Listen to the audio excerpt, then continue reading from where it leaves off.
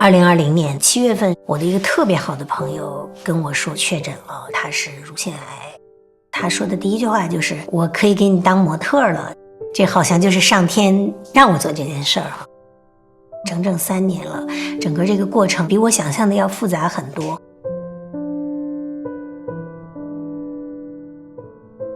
江好是为乳腺癌术后女性设计的一款内衣，一年42万的确诊还在以20%的速度在递增，它已经不是一个小数目了。很多术后患者乳腺结构都切除掉，它肯定是一个巨大的凹陷，穿上文胸之后呢，它陡然是个坑。腋下这个地方皮也是薄薄的，既脆弱又敏感。市面上最要命的一个情况就是主要的产品线不是内衣，而是硅胶义乳，它是不透气的。患者他们服药之后盗汗和潮热，摸他那个文胸全是湿的。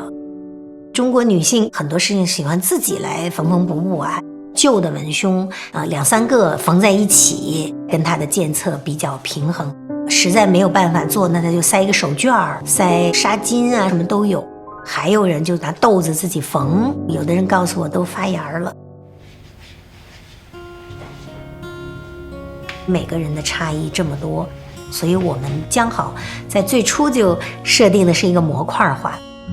通过不同的零件，然后把它组装起来，变成一个完整的衣服。这是一个左片，这个呢是一个右片，区分患侧和监测，来选你最合适的一个尺码。那第二个模块呢，其实就是我们的填充木的模块，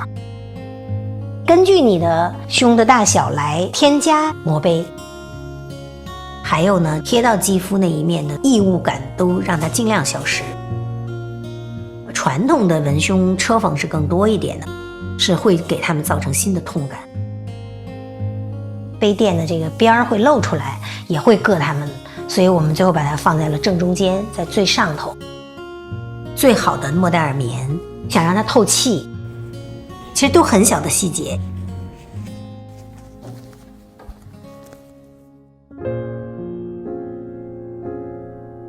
我们的第一场试穿会就在那边做的，我还记得很清楚，患者会哇哇大哭，他突然发现有人好像在做这件事儿，在关注他们了，就好像找到了医生一样的一种感觉。其实最难的不是在治疗这个过程，是医生跟他说你可以走了，你再也不用来见我了，才开始他们最艰难的生活。像从监狱里出来的人一样茫然无助，去坐公交，万一有人戳到他就会很紧张，他们要面临着重新回归职场，家庭的问题，生育问题。好多人来这儿以后，他就说老师我能不能把假发摘掉？大家一厢情愿的觉得他们就需要假发，他们就需要戴义乳，他们从社会上体会到的这种区别对待，甚至会自己也会打击自己，为什么我得了癌症，就是对自己的一种否定。我们是不是也可以尽量的削弱这种缺失感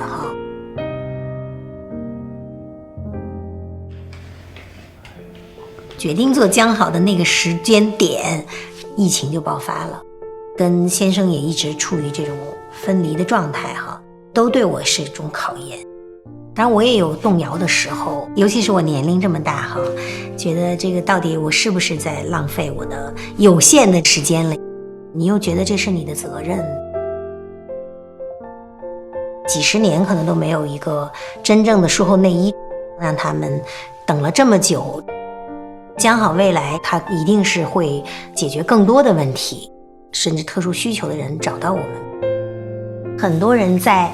做完手术之后，我在大部分时间可能给我丈夫看到的都是我的后背，2个小人儿，这个就是我们一个小心思希望有一天能够实现从正面拥抱。